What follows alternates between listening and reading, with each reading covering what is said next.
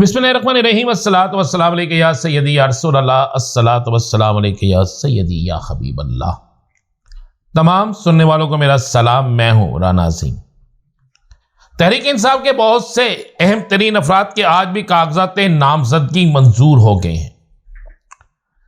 तहरीक इंसाफ के खिलाड़ी मैदान में किस तरह उतरेंगे, उतरकर अपने मुखालिफ खिलाड़ी को किस तरह शिकस्त फाश देंगे, किस तरह इलेक्शन लड़ेंगे, इलेक्शन की क्या हिकमत अमली होगी, इलेक्शन में उनके साथ क्या हो सकता है, गिरफ्तारियों की सूरत में, गिरफ्तारियां ना होने की सूरत में, अवामी कैंपेन, अवामी रद्द अमल, डोर टू डोर कैंपेन, इन तमाम चीज़ों के हवाले से तहरीक इंसाफ ने अपनी तैयारी, अपनी हिकमत अमली मुकम्मल कर ली है। मेरे पास अहम तरीन जराए से यह इत्तला है कि पाकिस्तान के अंदर सजने वाला सियासी दंगल, इसके लिए अब यह नहीं होगा कि फलां पहलवान है फलां नहीं है। इस सियासी दंगल में तमाम के तमाम पहलवान मौजूद होंगे। और साथ आपको मैं एक और बड़ी खबर देता चलो। बड़ी खबर यह है कि सियासी दंगल के शुरू होते ही, सियासी मैदान में अवामी इज्तिमात शुरू होते ही, सियासी मैदान में खिलाड़ी खाने में उतरते ही कप्तान के मैसेज, कप्तान के ऑडियो पैगाम, कप्तान के वीडियो पैगाम अचानक से सामने आना शुरू हो जाएंगे, जिस पर फिर एक दफा हुकूमत सर पकड़कर बैठ जाएगी। क्योंकि अभी तक तो हुकूमत इस मखमले को हल नहीं कर सकी कि कप्तान का आर्टिकल बाहर किस तरह गया। कल आईजी जेल हानाजात ने एक रिपोर्ट दी है कि जेल के अंदर से कोई चीज बाहर नहीं गई। लेकिन अगर फिर दोबारा कप्तान की वीडियोस, कप्तान की चीजें इलेक्शन में अचानक बाहर आ जाती हैं तो फिर क्या बनेगा। मैं वक्त से पहले आपको बता रहा हूं कि यह सारा काम होने जा रहा है। एक और खबर आपको, खबर बड़ी अहम है। खबर यह है कि इंतखाबी निशान के हवाले से कल और परसों 2 दिन बड़े अहम तरीन दिन हैं। इन 2 दिनों में फैसला हो जाना है। तहरीक इंसाफ ने दोनों पहलुओं पर अपना काम मुकम्मल कर रखा है। एक पहलू बिल्कुल वाज़ेह है कि वोट किस इंतखाबी निशान पर मिलेगा। अगर नई चाल चली जाती है और तहरीक इंसाफ से बल्ले का निशान वापस लिया जाता है तो तहरीक इंसाफ फिर किस निशान पर इलेक्शन लड़ेगी। 2 निशान, खबर दे रहा हूं, 2 निशान मजीद फाइनल कर लिए गए हैं। और जो 2 निशान मजीद फाइनल कर लिए गए हैं, उन 2 निशानों के हवाले से राय कायम की जा रही है। उन दोनों निशानों को रख लिया गया है कि अगर ऐसा नहीं होता तो फिर ऐसा होगा, और अगर ऐसा नहीं होता तो फिर ऐसा होगा। लेकिन यह फाइनल हो चुका है कि किसी सूरत में भी आजाद हैसियत से इलेक्शन नहीं लड़ा जाएगा। किसी सूरत में भी आजाद उम्मीदवार नहीं होंगे। किसी सूरत में भी ग्राउंड को खाली नहीं छोड़ा जाएगा। और किसी सूरत में भी मुखालिफिन को फ्री हैंड नहीं दिया जाएगा।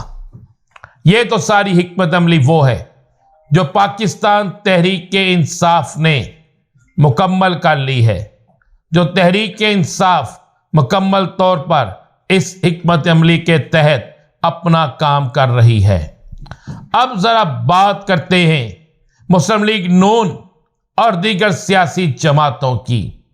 मेरे पास मुसद्दका जराए से यह इत्तला है कि नून लीग के अंदर सख्त तरीन इख्तलाफात पैदा हो गए हैं।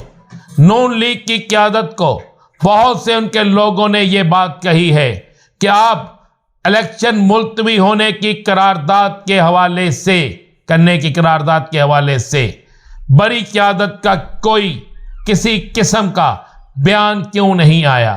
क्या नून लीग खुद चाहती है और क्या नून लीग की मर्जी के बगैर मौलाना फजलुर रहमान ये बयान जारी कर रहे हैं? और अगर ऐसा है तो फिर मौलाना से तल्लक खत्म करें, और अगर ऐसा नहीं है तो फिर सारी जमात को इत्मीनान में लिया जाए। और साथ उन्होंने यह भी कहा है कि अगर इलेक्शन मुलतवी होते हैं, कोई ऐसी सूरत हाल पैदा होती है, तो इसमें सबसे बड़ा नुकसान मुस्लिम लीग नून और उनके हमायतियों को होगा, क्योंकि अब इस सारी सूरत हाल में खामोश रहने की वजह से तमाम इतराफ में यही चहमगोइयां चल रही हैं कि मुस्लिम लीग नून इलेक्शन से भाग रही है, मौलाना फजलुर रहमान इलेक्शन से भाग रहे हैं, नून लीग के इत्तेहादी इलेक्शन से भाग रहे हैं। वाकई क्या वो इलेक्शन से भाग रहे हैं या नहीं? और अगर वो इलेक्शन से भाग रहे हैं तो फिर सूरत हाल मजीद खराब इसलिए अवाम में होगी कि इलेक्शन मुलतवी होना ये कहा जाएगा कि ये नून लीग की शिकस्त का सबब है। अब इससे भी अगली बात करते हैं, इससे भी आगे की खबर आपको देते हैं। सीट एडजस्टमेंट के हवाले से जिन जिन सियासी जमातों के साथ नून लीग की सीट एडजस्टमेंट के हवाले से बातचीत चल रही थी, उन तमाम सियासी जमातों का सख्त तरीन इख्तलाफ नून लीग के साथ शुरू हो गया है। उन सियासी जमातों ने खुलकर मुखालफत शुरू कर दी है। अब उन्होंने कहना शुरू कर दिया है कि अगर हमें हमारी मर्जी की सीटें ना मिली तो जितनी सीटों पर सीट एडजस्टमेंट होगी, बाकी सीटों पर हमारे उम्मीदवार इनके उम्मीदवारों के मुकाबले में खड़े होंगे, जो किसी सूरत में भी मुस्लिम लीग नून को गवारा नहीं है। मुस्लिम लीग नून के एक बड़े करीबी शख्स ने अपनी क़यादत को कहा है कि जमीयत उलमा इस्लाम के पाकिस्तान भर की तरह लाहौर और पंजाब में भी उम्मीदवार खड़े हो गए हैं। आप तो कहते थे वो हमारी हमायत करेंगे, अगर वो लेट होकर हमारी हमायत करते हैं इलेक्शन कैंपेन के दौरान तो हमें उसका फायदा नहीं है।